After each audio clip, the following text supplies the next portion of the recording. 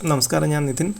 ചർച്ചയ്ക്കിടയിൽ high pass filter എന്ന് പറഞ്ഞൊരു വാക്ക് കേട്ടപ്പോൾ എനിക്ക് ഒരു കാര്യം കൂടെ ഇതുമായിട്ട് ബന്ധപ്പെട്ട് ഒന്ന് കാണിക്കണമെന്ന് തോന്നുന്നു.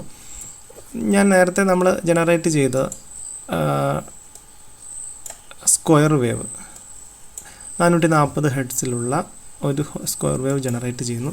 ഈ സ്ക്വയർ വേവ് എന്ന് പറയുന്നത് വിവിധ 440 ഹെർട്സിലുള്ള സൈൻ വേവും അതിൻ്റെ ഹാർമോണിക്സിൻ്റെ പല ആംപ്ലിറ്റ്യൂഡിലുള്ള ഹാർമോണിക്സും ചേർന്നിട്ടാണ് നമ്മളിതൊന്ന് പ്ലോട്ട് സ്പെക്ട്രം എന്ന് പറയുന്ന ഓപ്ഷനിലൂടെ നമ്മൾ മനസ്സിലാക്കി. അത് ഏതൊക്കെ ഫ്രീക്വൻസികളാണെന്ന് നമുക്ക് ഈ സ്പെക്ട്രത്തിൽ നിന്ന് മനസ്സിലാക്കാം.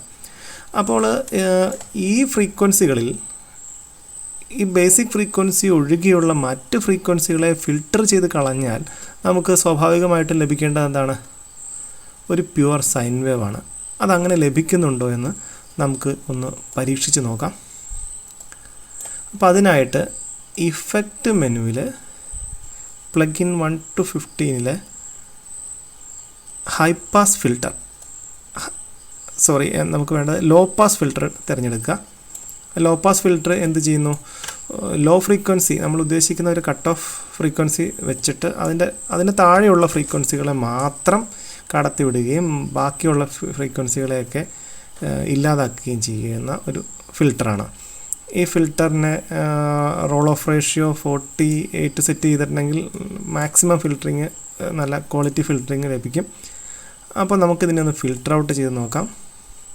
440 ഹെർട്സാണ് നമ്മൾ ജനറേറ്റ് ചെയ്ത ഫ്രീക്വൻസി. 442 ഹെർട്സ് മുതലുള്ള ഫ്രീക്വൻസികളെയാണ് ഞാനിവിടെ ഫിൽട്ടർ ചെയ്ത് കളയാൻ പോകുന്നത്. നമുക്കൊന്ന് ശ്രദ്ധിക്കാം. ഓക്കെ പ്രസ് ചെയ്യുന്നു. ഇപ്പോൾ നോക്കുക, അത് ഒരു പ്യുവർ സൈൻ വേവ് ആയിട്ട് മാറിയിരിക്കുന്നു.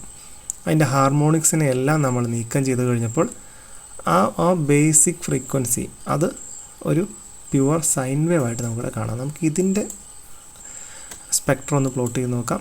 കറക്റ്റ് ആ ഒരൊറ്റ സിംഗിൾ ഫ്രീക്വൻസി ആയിട്ട് നമുക്കിവിടെ കാണാൻ സാധിക്കും. 440 ഹെർട്സിലുള്ള ആ സിംഗിൾ ഫ്രീക്വൻസി.